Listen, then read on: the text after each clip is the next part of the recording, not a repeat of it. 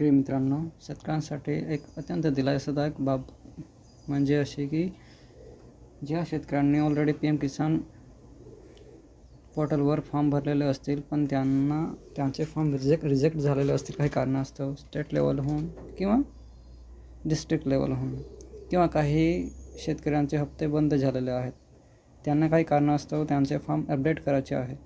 तर एक नवीन ऑप्शन आलेला आहे,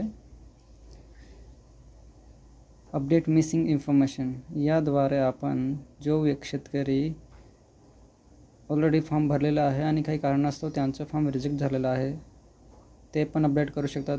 आणि नवीन एखादा शेतकरी असेल त्याला रजिस्ट्रेशन करायचे आहे, आणि रजिस्ट्रेशन केल्यानंतर त्याला जर फॉर्म अपडेट करायचं असेल तो पण अपडेट करू शकतो.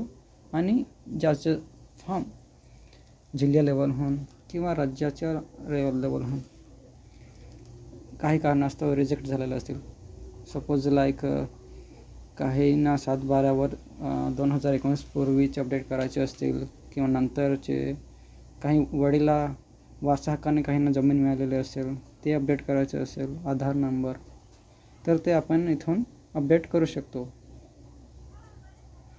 त्या अगोदर आपल्याला इथे आपला अपडेट करण्यासाठी आपल्याकडे एकतर आधार नंबर हवा किंवा एक रजिस्ट्रेशन नंबर हवा. तर तो टाकल्यानंतर आपला आधार नंबर किंवा मोबाईल नंबर टाकून मोबाईल नंबर नाही, आपला रजिस्ट्रेशन नंबर टाकून आपण इथे चेक करू शकतो.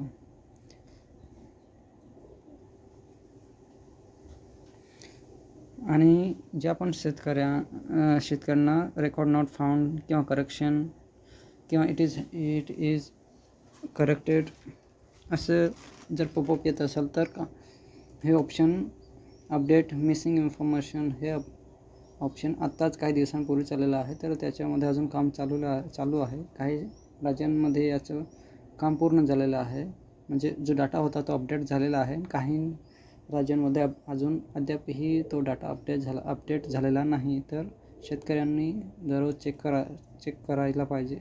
चेक करा तुम्ही की तुमचं जे तुम्हाला जे अपडेट करायचं आहे ते अजून या साईटवर अपडेट झालेला आहे की नाही. धन्यवाद मित्रांनो.